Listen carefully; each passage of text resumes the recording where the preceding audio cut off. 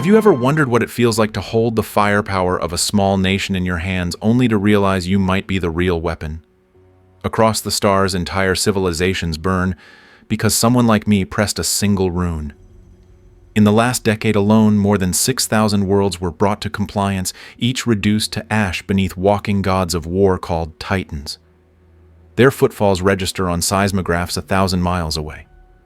One step can flatten a city block. One misjudgment can erase a species, and I was one of the men trusted to guide such a machine.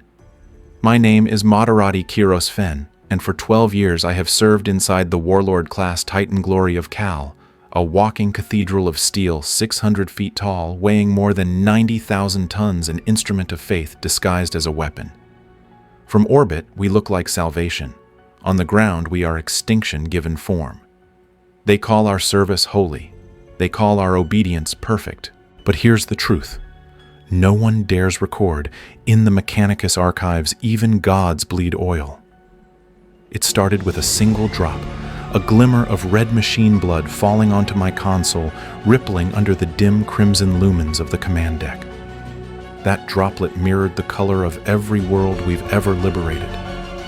It reminded me that beneath all the steel and sanctity, something organic still leaks through, something human.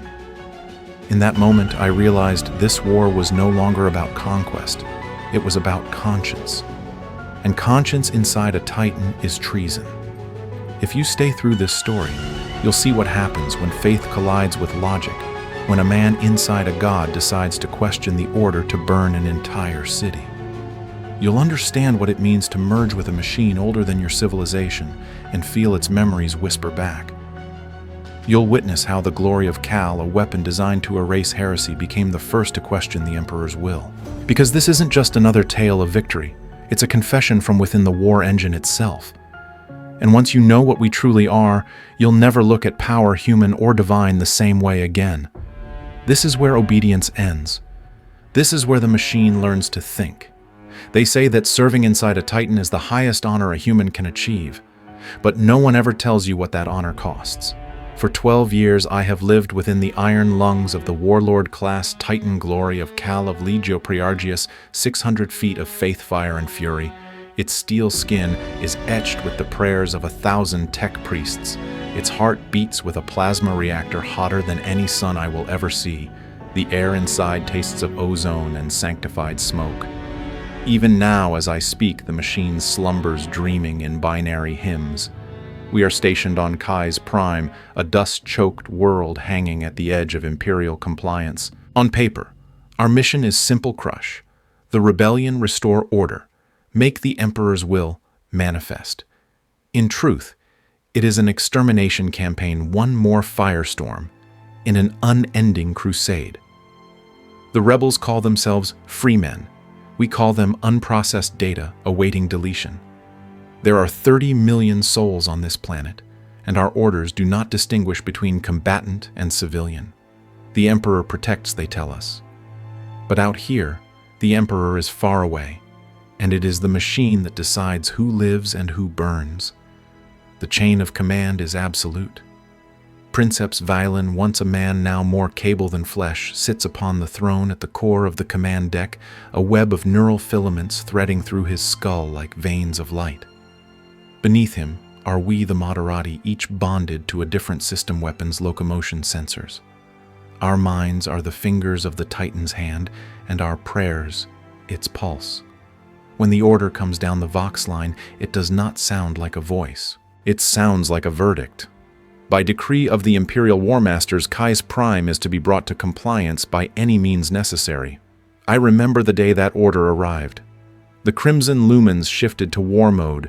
The entire deck vibrated with a low mechanical chant like a choir made of turbines. Incense thickened the air. Servitors marched in unison, their voices droning in binaric "Sanctify the reactor." Prime the volcano cannon. Every ritual we performed had been done 1,000 times before, yet each felt heavier, as if the machine itself anticipated blood. The doctrine of communion requires us to prepare body and soul before neural integration. Our rites are half religion, half engineering. My hands trace the same sigils across the console, every time left for power, right for purity. The tech priests call it calibration. We call it prayer. Below the command deck, crews swarm through maintenance tunnels, bathing pistons and servos in blessed oils. Even the smallest act has its litany, oil the joints that wrath may flow freely. I've recited that phrase so many times that sometimes it echoes in my dreams. Outside storm fronts move across the plains of Kai's Prime, carrying dust and static that dances like sparks against our armor plating. The temperature drops to 43 degrees Fahrenheit, but inside the cockpit it's a steady 95, kept that way to ease the fusion cores. Sweat collects beneath my collar. I wipe it away, watching it bead on my glove like another drop of oil. Through the viewport slits, I can see the other titans of our battle group, awakening massive silhouettes rising against the storm, their eyes glowing like red suns. Each one a walking cathedral, each with its own soul, its own ancient memories. When they walk, the earth trembles, buildings collapse miles away, birds fall from the sky. And still we call it justice. I whisper the pre-battle creed beneath my breath. We are the Emperor's judgment. Our stride is his will. Our fire is his word. For a long moment, there is silence on the command deck. Only the steady hum of systems powering up the faint heartbeat of the plasma core. Then Princeps Violin's voice breaks through cold and absolute Moderati Fen status report. All systems nominal, I reply. Void shields at full capacity. Machine spirit readings stable. Good. Prepare the communion. Those words always send a shiver down my spine. It is the moment when man ceases to be man, when thought becomes circuitry. The moment when choice is replaced by purpose. I glance once more at the crimson glow spilling across the console. Soon my consciousness will no longer end at the borders of flesh.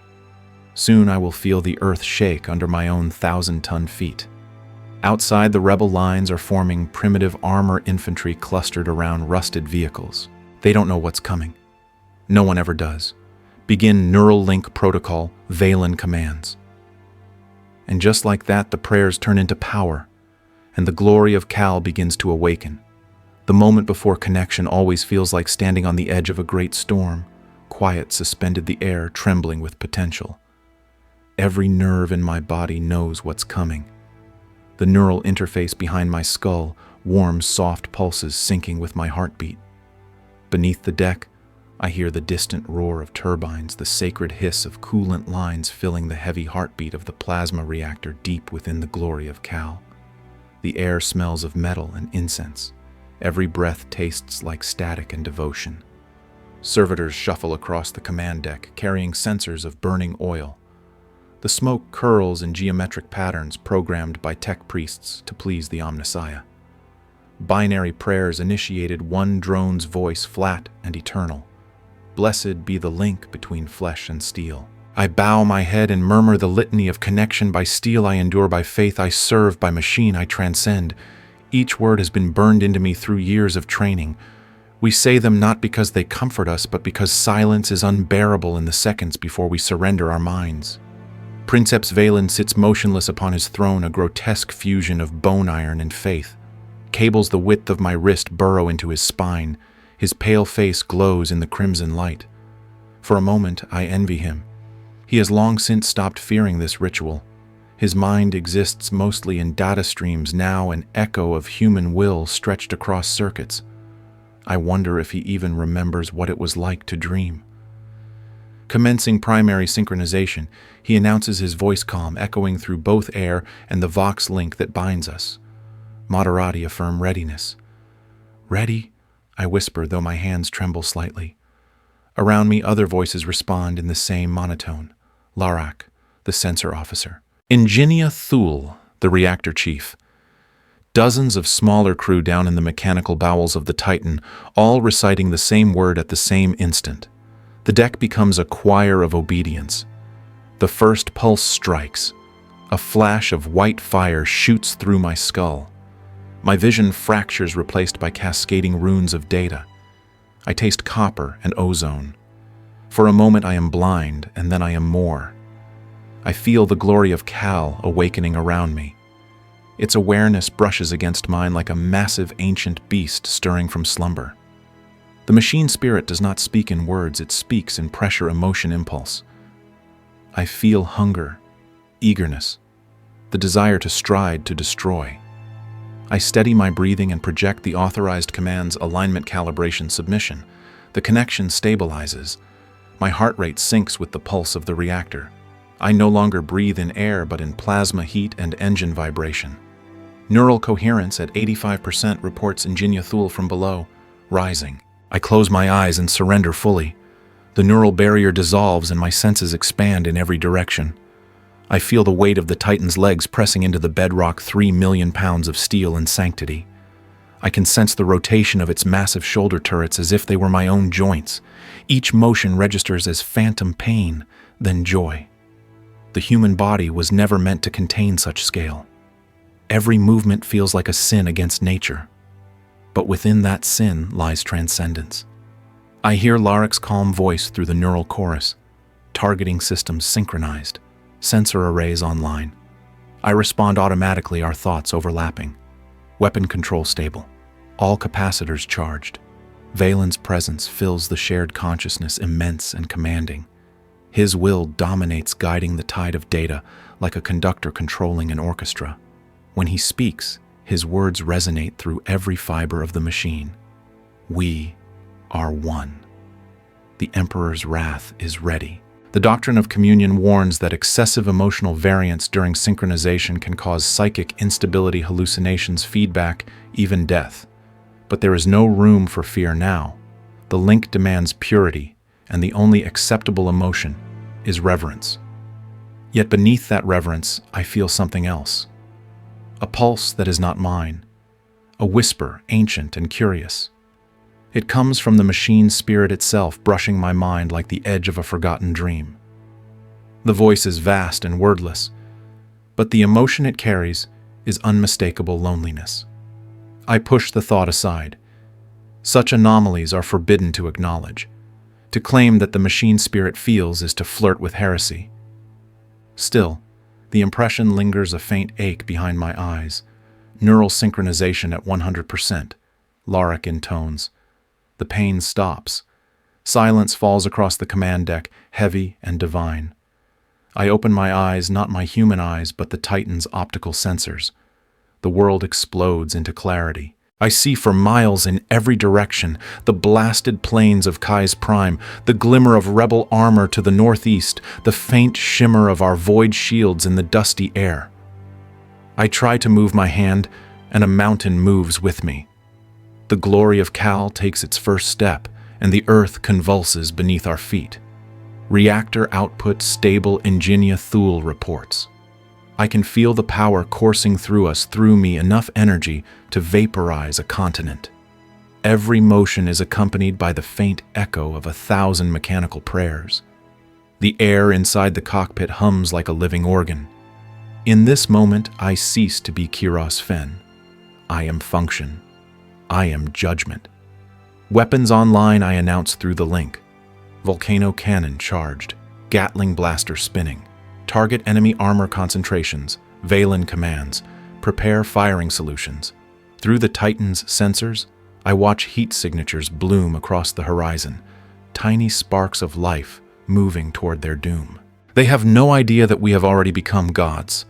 The air around our arm-mounted cannon distorts heat shimmer, bending reality. Capacitors scream as they store the power of a newborn star. The Gatling barrels begin to rotate, the whine rising into a pitch that vibrates through my bones. Servitors chant below, "Blessed be the ignition, blessed be the strike." My mind trembles between awe and fear. I feel both infinite and utterly enslaved. This is the communion, the merging of faith, flesh, and fury. In the Mechanicus archives, it is recorded as a technical process, but to those of us who live it, it is a kind of death. And yet, like all deaths in the Imperium, it is holy. Valen's final command comes calm and absolute advance. And we do.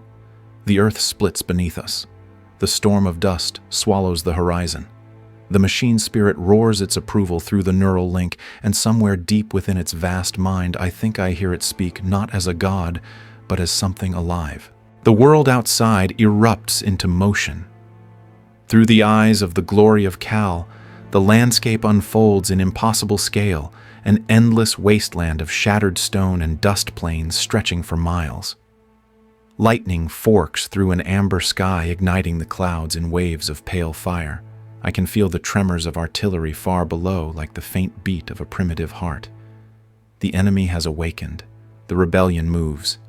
Valen's voice cuts through the neural haze. Moderati Fen firing solutions now. Yes, Princeps. The command echoes in my mind and across the neural link, resonating with the machine's own will. My hands dance across the glowing runes of the control panel, though my eyes are no longer mine. The targeting reticle overlays my vision heat signatures, blooming across the distant ridgelines, enemy armor columns scattering like insects. Range 11.2 miles. Wind direction south-southwest at 34 miles per hour. Firing probability 97.4%. Primary weapon volcano cannon. Charge at full capacity. The arm-mounted cannon hums, pulling power from the plasma heart of the glory of Cal. The entire Titan vibrates with potential, a low growl building to a scream. For a moment, even the thunder above pauses, as if the planet itself holds its breath. Fire. A beam of incandescent light lances outward, crossing miles in less than a heartbeat.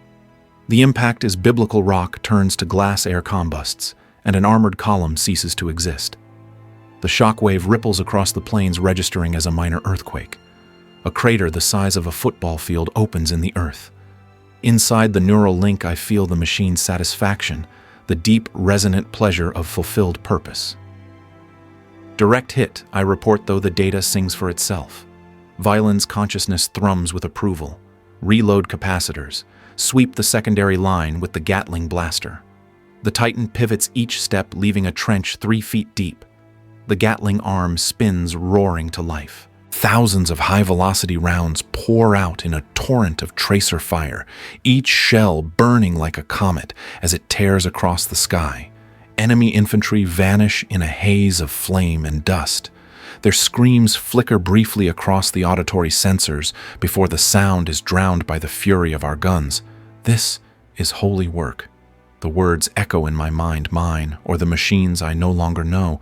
Enemy armor attempting to flank on northeast vector reports. Larak, her voice sharp but distant, a thread of logic in the storm. Realign trajectory 20 degrees, I answer. Power fist ready. Valen's will surges through the shared consciousness. Engage. The Titan's left arm, its colossal power fist, crackles to life, a halo of blue lightning crawling across its knuckle plates. It swings once, and the motion alone creates a gale that topples small structures. The blow connects with a rebel tank, crushing it like paper. Energy discharges leaping between vehicles, vaporizing metal and flesh alike. The smell of burning ozone and molten iron fills the air. From within, I feel everything. The impact reverberating through my bones, the recoil transmitted to my nervous system through the link. Each strike is a pulse of euphoria and pain. Advance, Valen commands again. And we do. The Titan strides forward, a god among mortals. Buildings crumble beneath our feet. Dust clouds tower higher than skyscrapers. The rebels fire back in desperation, missiles, plasma bursts, kinetic shells, but their weapons are pebbles against the ocean. The void shields flare blue-white with every hit, their energy patterns dancing across our hull. Each impact feels like a raindrop against an armored sky. Still, one shell finds its mark. A lucky strike, perhaps divinely guided, perhaps random chance. The explosion rocks our left leg, tilting us momentarily. Inside the link, pain flares, a shock of static and red light. I taste blood. Minor damage to left greave armor, Larak reports. No systems compromised. Understood, Valen replies. Continue advance. We will crush them beneath our feet. The words echo like scripture. I watch through enhanced vision as squads of rebel soldiers scatter, their morale shattering under the Titan's shadow. Some fire wildly, others drop their weapons and run. The machine spirit feels their terror as nourishment. Its pulse quickens, its presence surging through me, hungry, ecstatic. It wants more. It wants everything. We reach the outskirts of the city. Once it must have been beautiful glass towers, Bridges arched across canals, public squares filled with statues of long-forgotten heroes. Now it is a ruin waiting to happen. The order comes without hesitation. Target Administrative District. I pause just for a fraction of a second. Moderati Fen Valen snaps. Did you hear me? Yes, Princeps. Target acquired. I align the volcano cannon once more, the targeting rune centered on a domed structure in the heart of the city. The heat shimmer around the barrel becomes almost blinding. Capacitors reach critical charge. Firing solution locked. Fire. The beam slices downward, a line of pure annihilation. The building disintegrates, instantly imploding into its foundation. Secondary explosions ripple through adjacent power plants. The city center blossoms into a burning crater. Fires leap from structure to structure, consuming steel concrete flesh. From up here, they look like candles being snuffed out. For the first time, I feel something crack within me. Not fear, not guilt. Something smaller, more fragile pity. I glimpse movement through the haze, civilians, hundreds of them running for cover that doesn't exist. Families, children, people caught between powers too vast to understand. A flicker of thought surfaces in the neural link mine unguarded. They're just people. Valen's presence slams into me cold and merciless. Your mind wanders, Moderati. Such distraction dishonors the machine spirit. Forgive me, Princeps. The words form automatically. I feel them leave my lips, though I no longer believe them. We continue our march through the city. Streets become rivers of molten glass. The sound of collapsing towers merges with the choir of servitors chanting prayers of destruction. Kai's prime is compliant.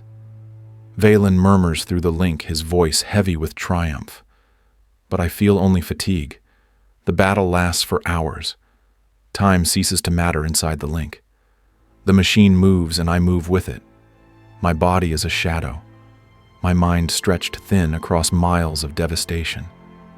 When at last the resistance breaks, we stand amid the ruins, smoke rising like incense to the heavens. Ceasefire, Valen orders. The guns fall silent. Only the wind speaks, whispering through hollow buildings. I disengage targeting protocols, and for a moment I can hear myself think again. The silence hurts.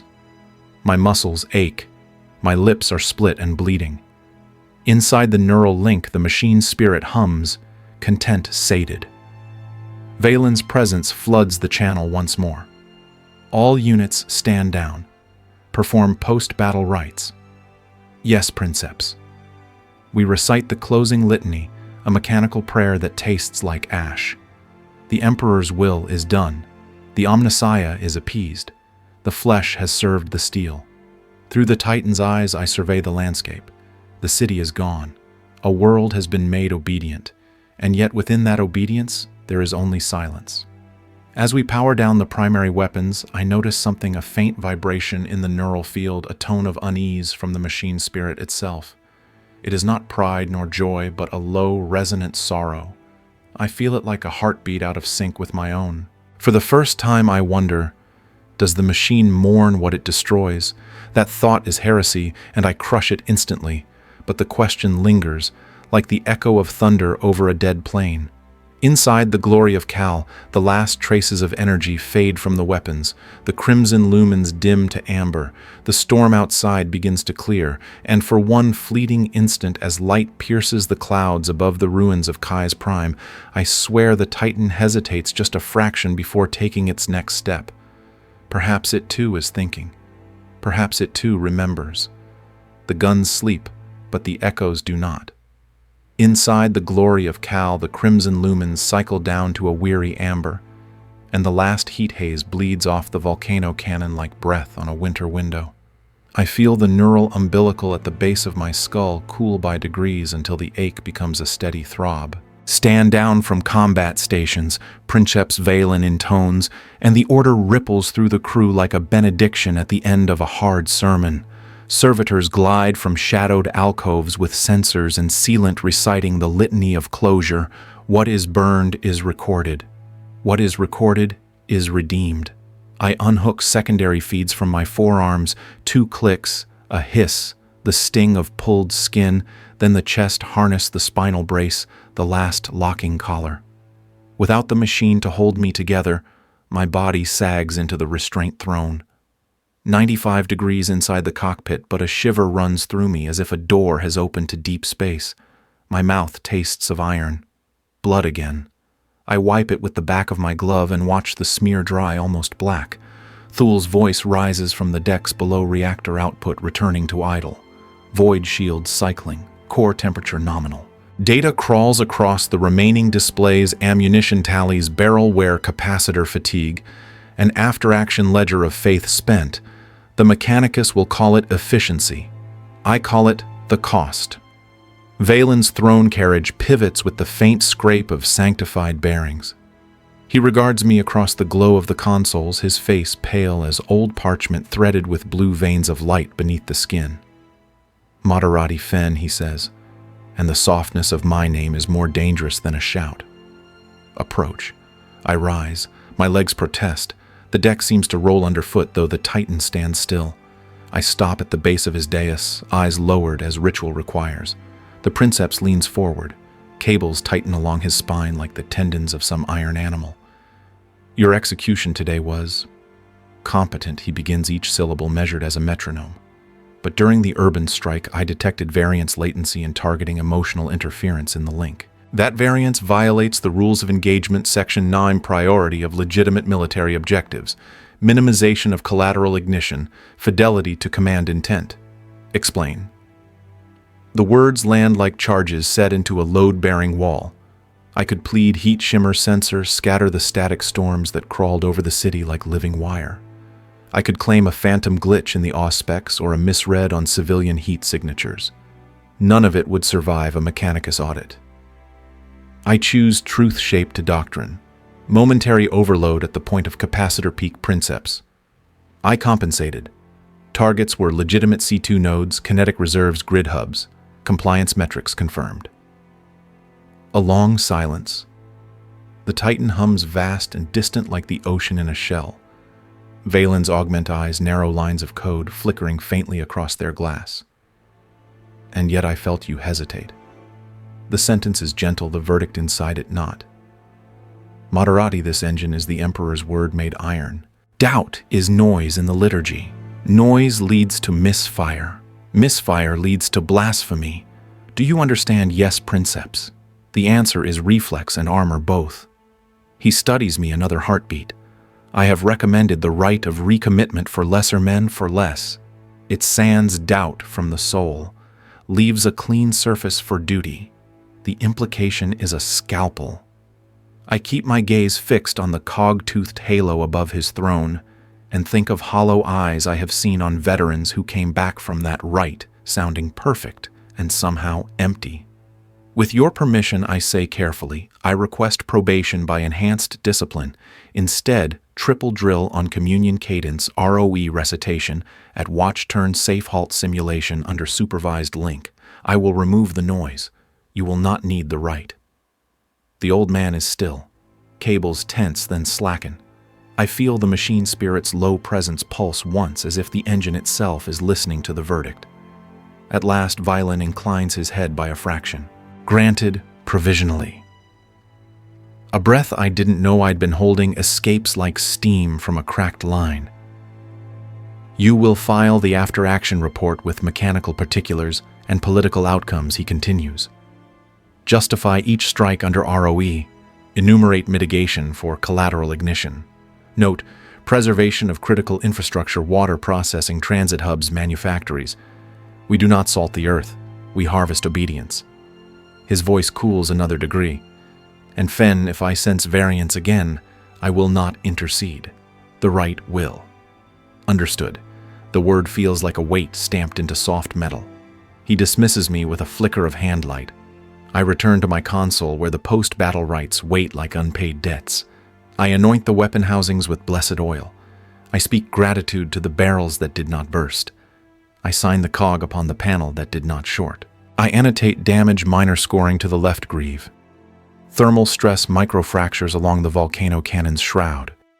Shield harmonics drift at the 97-minute mark, recommend recalibration. I record kills and strikes in the dry idiom of war. 1 administrative dome neutralized, C2 confirmed. 3 secondary detonations grid, 8 armored elements kinetic. Civilian presence detected within 2-mile radius at time of strike unknown. That last word is the truest line I write. When the rites are complete, I step into the narrow corridor behind the command deck and lean my head against cold plating until the ship's hum settles the tremor in my hands. Outside, the city exhales smoke into a darkening sky. Inside the machine, spirit purrs like a furnace cathedra content. I whisper the closing creed because the throat remembers what the heart does not. We are the Emperor's judgment. Our stride is his will. Our fire is his word. The words hang there heavy as spent shell casings. I pocket them like brass and go back to work. Sleep does not come easily after battle. In the narrow quarters reserved for Moderati, the air still vibrates faintly with the rhythm of the Titan's heart, a deep pulse that seeps into the bones. The temperature regulation systems keep the room at a steady 72 degrees Fahrenheit, but sweat clings to my neck all the same. I lie in darkness, the low hum of distant machinery serving as the lullaby of the damned. When I finally drift, it is not rest that finds me, but memory. In dreams, I still walk as a god. I still see the city burn. The screams of the dying become feedback noise across the neural link, looping endlessly until they sound like prayer. And then inevitably, the face of a child appears through the smoke, undefined, uncounted. And yet, I know she exists because my conscience insists on it. I wake gasping the stale air of my quarters, tasting of copper and recycled dust. It has always been this way. The glory of Cal offers no mercy to its servants. It merely magnifies what already resides within. If faith is iron, doubt is rust, and I can feel the rust spreading. I rise from the bunk, my movements automatic, trained by a decade of ritual. The walls are bare, save for the small shrine opposite the bed, 2 icons resting side by side. One, the skull-faced emperor of mankind, eternal and unyielding. The other, the sacred cog of the Omnissiah, the machine god of Mars. Between them burns a single flickering lumen. Its light dances across the metallic surfaces of the room, casting twin shadows, flesh and steel. I kneel and begin the litany of focus. The words fall from my lips out of habit rather than belief. My mind is a weapon. My faith is a shield. My purpose is clear. But tonight the words ring hollow, echoing back from the walls like a voice speaking to itself. I imagine the Omnissiah listening and finding me wanting. They tell us that to serve the machine is to transcend humanity. I once believed that. I was born on Forge World Helion in the manufactorums where the air shimmered with heat and molten metal. My father was a gearwright, my mother a data scribe. The smell of burned oil was the scent of home. I was raised to kneel before machines, to whisper to them as if they were saints. When the Collegia Titanica came seeking candidates, I volunteered without hesitation. Out of 500 initiates, only 50 survived the first trials. Physical endurance, neural compatibility, psychological resistance to link feedback. The rest were dismissed or repurposed. I passed every test, and in return the Mechanicus stripped away the rest of me. They taught us the rites of calibration, the prayers of ignition, the laws of obedience. They filled our dreams with holy equations until doubt itself seemed like a heretical impulse. I remember the first time I saw a Titan rise from its cradle, a mountain moving under its own will. I wept, not from fear, but from awe. That day I swore I would never question again. But Kai's Prime changed that. The moment I saw civilians running through fire, we had made the equation broke. Something inside me misfired, and now it refuses to reset. A soft chime breaks the silence, an incoming transmission through the internal vox. I straighten instinctively. Moderati Fen, comes Valen's voice, dry as static. Report to command deck in 20 minutes. Preparations for transport are underway. Understood, I reply, though fatigue gnaws at the edges of my voice. The line cuts out without acknowledgement. I wash quickly in the small basin, provided the water tepid and faintly chemical, drawn from the Titan's purification systems. It is a privilege to share even this recycled lifeblood of the god machine. The mirror above the basin flickers, and for a moment I barely recognize the face staring back, sunken eyes, gray skin, a lattice of faint scars around the skull where neural jacks have been installed. I look like a man half forged, half erased. As I pull on the fresh robes of the Maserati black trimmed in silver cog patterns, I touch the small Aquila pendant hanging from my neck. It was carved from bone long ago from a fallen comrade during my first campaign. The Mechanicus would call it sentimental weakness. For me, it is the only proof that I once belonged to something human. Before leaving, I pause again at the shrine. Emperor Omnissiah. I whisper, "Show me the path between faith and guilt." The silence that follows is absolute. The corridors outside are alive with movement servitors bearing canisters of sacred oils, tech priests chanting in machine cant, the echo of boots striking metal. The air smells of incense and coolant, always the same mix of church and factory.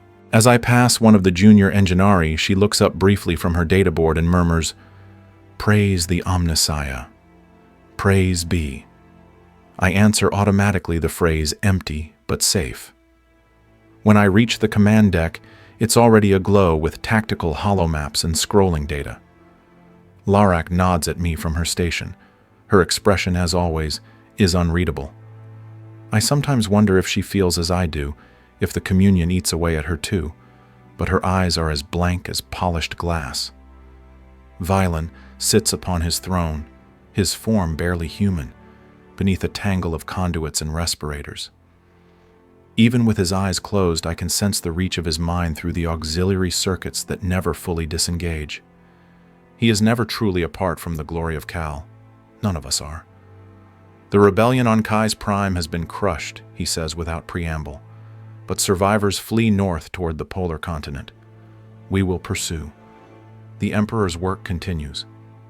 I nod, saying nothing. I can already feel the faint stirrings of the machine spirit beneath the deck plates, restless to walk again. Its awareness brushes against my thoughts, an echo of anticipation, tinged with something else, fatigue perhaps, or doubt. I push the feeling aside. There is no room for doubt in service. And yet, as I take my station once more and begin the pre-transport checklists, I find myself whispering words I do not remember choosing. Forgive me if such a thing exists. The console hums in reply, and for an instant I imagine that the sound resembles a sigh. Transport is the one time a Titan looks small. The heavy lander's bay yawns around the glory of Cal, like the nave of a steel cathedral walls ribbed with ancient struts that still bear the scorch marks of forgotten wars. Adamantine clamps bite into our frame at knee and torso. Blessed chains cinch tight with the rattle of iron rosaries. Tech priests circle like red-robed planets, swinging sensors that shed oily light. The air is 34 degrees F and tastes of coolant and sanctified smoke. Violin's voice comes over the intravox level as a metronome weapon systems to transport safe. Capacitors bled to idle. Begin pacification hymns. I answer without thinking because thinking is a luxury transport does not allow. A Titan that hates confinement is a Titan that must be sung to sleep. I run the lockout sequence on the volcano cannon, feel the charge collapse like a star imploding to silence, and secure the Gatling drive so its barrels cannot shudder themselves awake during turbulence. My hands move. My mind drifts to the map. North across 800 miles of ice and rock, a ragged column flees into weather that will kill them before our guns do if we let it. But we do not let weather kill for us. We are Imperial compliance given legs. The lander lifts with a vibration that files the edges off every thought. The deck pitched under my boots for a full 5 minutes before the inertials calmed it to a steady teeth-on-glass hum. In the dim, I catch Larak's eyes. She gives a fractional nod, systems green, sensors leashed, machine spirit, restive. I feel it too, a feline weight shifting just beyond perception, the way a storm makes the hairs lift along your arms before the first thunder speaks. I close my eyes and whisper the travel creed anyway, because ritual keeps the mind from chewing itself to bone. We are carried to duty. Duty carries us to judgment. 4 hours in the air is a lifetime when your god is chained. I review ROE until the words blur. priority of legitimate military objectives, mitigation of collateral ignition, fidelity to command intent. And then, because my hands crave utility, I build firing templates for moving targets on ice. Wind vectors hull sway the way heat plumes distort ranging over flat white. There is comfort in numbers that do not scream. When the descent klaxons finally sound, the bay lights shift to blood red. The tech priests' voices climb the scale. The clamps shudder open with a groan like a ship cracking in winter. Prepare for deployment. All crew to battle stations, Valen says, as if we have gone anywhere else our entire lives. The ramp drops and the world is white. Not the white of purity, the white of erasure. It is 11-degree Mars and falling. Winds shear across the flats at 42 miles per hour, driving snow in horizontal knives that sting sensors and skin alike. The lander lifts a briefly visible Leviathan fading into cloud. Then we are alone with the planet and the Vox ghosts of our escorts.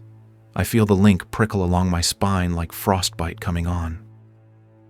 Commencing neural synchronization. Valen intones, and the pain arrives with the punctuality of a tide. White fire through bone, copper at the tongue. The human skull remade as a bell. The machine spirit rings to wake itself. The first breath on the far side of agony is always too big for lungs. Sudden scale floods me legs like towers' shoulders, like battlements' eyes that see 10 miles of snow as if it were a map under glass. The ground relays cold differently than rock. It squeals and settles under our 90,000 tons, a sound like new teeth ground together. Reactor output climbing. Void shield stable Thule reports in the chorus. Sensor gain adjusted for albedo Laric ads and silhouettes bloom at the edge of the world trucks on chains, half-tracks, bodies huddled in the lee of their own exhaust. Forward, Valen says, and the order locks into my tendons. Our first step throws up a sheet of ice crystals that drift and flash in the glare, a mockery of confetti at a parade no one wanted. The rebels scatter. Some try to turn their vehicles. Some abandon them and run.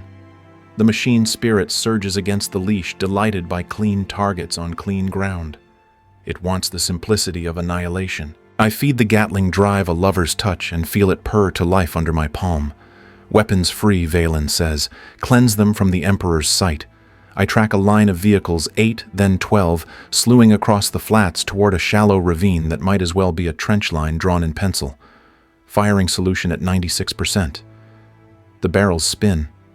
The tone in my headset climbs. My finger finds the rune. Snow peels into streamers ahead of the shell's passage. I can see a man look back over his shoulder, mouth open, eyes raw-rimmed and reflecting the muzzle flash strobe. He cannot hear himself scream over the wind and the engine and the prophecy of incoming. I do not fire. For a heartbeat, the machine wrenches like an animal checked at full gallop. The neural chorus spikes red. Alarms flower across my vision in petals of angry script. In the link, Valen turns on me like a storm finding a lone tree. Moderati fen. Restore neural cohesion. Fire. Negative, I hear my own voice say, and it sounds like it has come a long way to reach me. Non-combatant density high. Objective not worth ignition. Weather will finish what fear has started. I know how it sounds the moment I say it. Pious cowardice. Tactical sophistry. Heresy wearing the mask of prudence. Valen does not shout. You defy the chain of command. You defy the word. His will slams into mine through the link, the psychic equivalent of a hand around the throat. He is older, better practiced, more wire than man. He has driven lesser minds before him the way wind drives grit. My vision narrows to a white tunnel with runes crawling along the margins like frost. Release control. He says not to me, but to the engine. I am Princeps. I am voice. I should yield. The doctrine says yield. The Mechanicus will pickle my brain in refrigeration gel and file it under variance if I do not yield. But the memory rises anyway. My sister on a factory balcony on Forge World Helion grease, on her knuckles. Remember who you are. Kairos laughter like a bell in heat haze, and something in me sets like quenched steel. Safe halt, I whisper, invoking the very procedure I begged for in place of the right. Weapons stand down, gate capacitors, reroute drive to locomotion only. My hands rip at the secondary jacks before fear can change them. Two come free with a wet pop and a burn along the skin. The Gatling's purr chokes to a halt. The volcano tone winds down like a siren retreating into fog. The deck erupts. Servitors trip flags. Thule howls prayers through grit teeth. Larak jerks as feedback snaps across the sensor web. In the silence that follows, the cold becomes the loudest thing in the world. The rebels keep running. One slips, two go back for him, three keep going.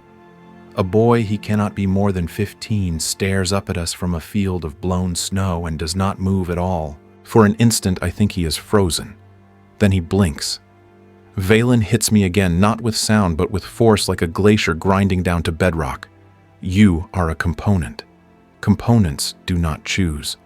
My vision fractures into hexagons.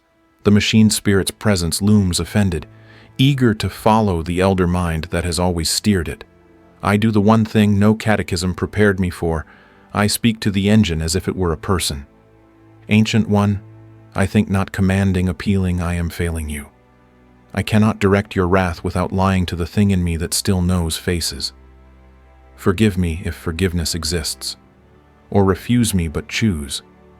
The link does something I have never felt it do. It listens. The pressure shifts from assault to attention. The vast mind behind the steel regards me, and in that regard, I sense the sedimentary weight of centuries, the imprint of 100 crews crushed into one strata.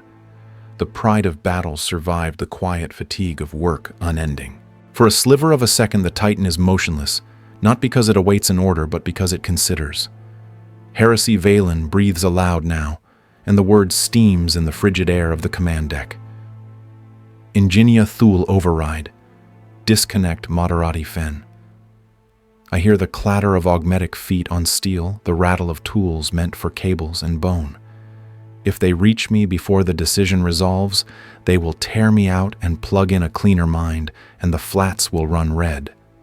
I do not beg the Princeps. I beg the machine spirit. The neural net swells wider than doctrine permits, and Valen's presence staggers as the engine shows him what it is showing me. Not orders, not vectors, not kill count, but memory, its memory, and hours layered like frost and ash. Training chants, last words, laughter over leaking valves, the names carved on bulkheads and rubbed smooth by gloved hands, the long ledger of obedience, the longer ledger of cost. Valen's breath hitches. He has lived inside this engine so long he forgot it was not a mirror. For the first time since I have served under him, his will falters. The tech priests reach my chair. The glory of Cal adjusts posture by a fraction, and the deck rolls. They stumble and catch at stanchion's tools clanging. A warning growl rolls through the hull like thunder under floorboards, the kind of sound large animals make when smaller ones forget the order of things. The rebels keep moving. The wind keeps blowing. The white keeps falling. My finger is still on the firing rune, and it is not moving. The machine spirit holds the silence between us like a judge holds a gavel over a court that cannot believe what it is hearing. When it speaks, if speaks, is the word for a pressure that becomes meaning. It is not with words. It is with withholding. It simply does not release the shot. Valen's head lifts. His eyes, glass bright, look very old and very human. In the Vox, his voice arrives, roughened, stripped of chrome. Weapons hold. The order lands like a miracle written in grease pencil. We will withdraw to more favorable conditions. Larak exhales a sound that might be a sob or a laugh. Thule mutters a prayer that forgets to end. On the ice, a figure turns and cannot believe the mountain has stopped looking at him. We pivot with a care that feels like apology, each footfall a promise not to break what cold has already made brittle. The link quiets from a scream to a hum. The machine spirit settles against my mind the way a tired animal settles its weight against a handler. It has decided to trust for one more mile. In the privacy of the channel, only we share. Valen says a thing. I thought his throat could not shape. I did not know. Neither did I. I answer, and only then do I realize how badly I am shaking. The safe halt lights remain lit. Righteous little suns arrayed across the board. I leave them that way until the white horizon swallows the last of the fleeing column, and the only tracks we can see are our own leading away from the place where obedience almost became extinction. We walk back toward the extraction grid. Behind us, the wind erases the evidence faster than we can make it. Ahead, the sky darkens to iron. The after-action report is already writing itself in my head in the language the Mechanicus prefers: weather deterioration, sensor scatter, tactical repositioning. But beneath that script, another text has been engraved, one I will not enter into any archive. The machine listened. The glory of Cal walks in silence. Every step sends tremors across the frozen flats. Yet inside the command deck, there is only the faint murmur of cooling systems and the soft hiss of respirators. The machine that once roared with sacred fury now moves like a penitent pilgrim, each footfall deliberate, restrained, almost reverent. For the first time in my service, the Titan feels alive in a way that is not violent. Violence says nothing. Neither do I. The neural link between us remains open but muted like a conversation after too many unspoken truths. The static hum of the machine spirit has softened. It no longer thrums with hunger. Instead, it feels curious. A presence, vast and ancient, that observes rather than commands. It hums quietly at the edge of my thoughts, and I sense something impossible within it: recognition. Moderati Fen Valen finally says, his voice a low rasp that barely carries through the link. What happened out there, I do not know how to answer. My mouth feels dry. We listened, I say at last. Both of us. He exhales sharply, half laugh, half sigh. You risked everything. The Collegia Titanica will call this disobedience. The Adeptus Mechanicus will call it heresy. Then let them, I reply. But you saw it too. The machine hesitated. It chose. Valen's silhouette shifts in his throne. The cables that bind him to the neural architecture pulse faintly as if reacting to the words. The Omnissiah teaches that all machines possess the divine spark, he says, tone distant, almost like recitation. But this was something else. It felt human, I whisper. The word lingers between us, heretical and heavy. I can feel the machine spirit pulse once like a heartbeat responding to its name. We continue in silence until the extraction point appears on the horizon, a vast, flat plain of reinforced ferrocrete black against the snow. A heavy lander waits, its engines idling, heat shimmer bending the air around its colossal frame. Vox reports confirm that the other Titans of our battle group have completed their missions without deviation, without revelation. To them, Kai's Prime is a world pacified, another line of compliance recorded in the Lex Mechanicus. But to us, it is something else, a place where obedience fractured, and something like understanding bled through the cracks. When we reach the landing zone, the ground crew scurries to secure the Titan for transport.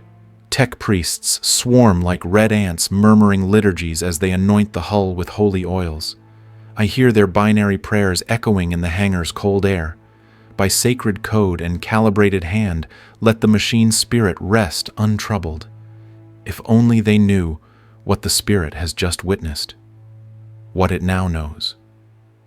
Valen disengages the primary neural connections, severing the direct communion between flesh and steel. The pain is lesser this time, but the emptiness after the connection fades feels deeper than ever. The withdrawal from divinity always hurts, but this time the pain feels personal. I slump forward in my restraint-thrown muscles, trembling breath shallow. Sweat cools instantly against my skin, and for a long while I simply breathe. It takes several minutes before I can lift my head and see Valen again. He is motionless, slumped in his throne, his augmentic limbs twitching faintly.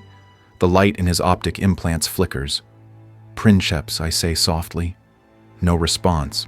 Then finally his eyes open, no longer the cold blue of machine optics, but the faint amber hue of human irises. His voice is rough, but unmistakably alive. I saw it too, he says. The memory. The weight of centuries. He turns his gaze to the console before him. All those who have served within this hull. Their thoughts, their fears, their hopes, woven into the circuits, imprinted into the code. It remembers them all. Then it remembers us now, I say. He gives a weary nod. Yes, and it remembers your defiance, my cruelty, every act of faith and every sin committed in its name.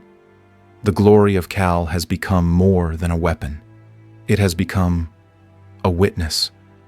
The idea chills me more than the Arctic wind outside.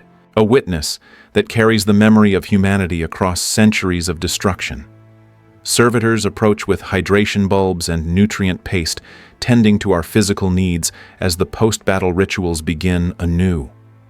They move mechanically, unaware of the revolution that just occurred in the mind of the Titan. I watch one of them, once human now little more than bone and steel, and wonder how many times the same fate has been justified in the name of duty. Valen's voice interrupts my thoughts. There will be consequences for what we did, Kairos. The Collegia will demand data logs, telemetry performance audits. They will see the hesitation. They will know something happened. And what will we tell them, I ask? He pauses for a long time, the hum of machinery filling the space between us. Then, with a voice softer than I've ever heard, he says, "We will lie." He looks up at me then, and for the first time since I have known him, I see something that was long buried behind metal and duty mercy. We will say there was a reactor surge, he continues, a temporary loss of synchronization. The machine spirit demanded recalibration, all standard protocol, no fault in the Moderati. And the truth he exhales, and the sound is almost a laugh. The truth belongs to us and to the glory of Cal. Let the rest of the Imperium drown in its own certainty. We have seen the face of our God, and it was not made of iron. I nod slowly. The tension in my shoulders eases, replaced by a strange calm. There will be investigations, of course, reports filed, suspicions raised, but the truth of what happened on Kai's Prime will die within these metal walls. Only the Titan will remember. As the heavy lander's engines ignite and the hull trembles, I glance once more at the massive displays around us. The machine spirit's pulse still resonates faintly in the readings, irregular yet steady, like the heartbeat of something learning to breathe. The ship begins its ascent, carrying us away from the frozen plains, away from the site of our silent rebellion. Through the viewport, I watch the world shrink beneath us, white clouds swallowing the scars of war until nothing remains but a blank slate. I whisper more to myself than to anyone else. Perhaps blankness is mercy. The words hang in the air unanswered, but somewhere deep within the glory of Cal, a vibration stirs a sound too low for human ears, too ancient to be mere machinery. It feels like a response. And for the first time in years, I allow myself to close my eyes, not in duty, not in exhaustion, but in something perilously close to peace. In the cold shadow of endless war, 2 men and 1 machine broke the oldest law of the Imperium they chose to think. On Kai's Prime, obedience forged empires. But in the heart of the glory of Cal, something greater was born: conscience. No banners raised, no songs sung, only silence, the kind that shakes the heavens harder than any weapon. In that silence, humanity took one small step back from the abyss it built for itself. Kiros Fen still serves, Princeps Valen still commands, and the glory of Cal still walks. But now, when its reactor roars to life and its guns awaken somewhere deep inside the iron cathedral of its mind, a voice whispers, "Remember." Because sometimes the loudest rebellion in the galaxy isn't a scream of defiance. It's a single heartbeat of mercy inside a God made for war. In the 41st millennium, there is only war, but for one Titan, there was also hope.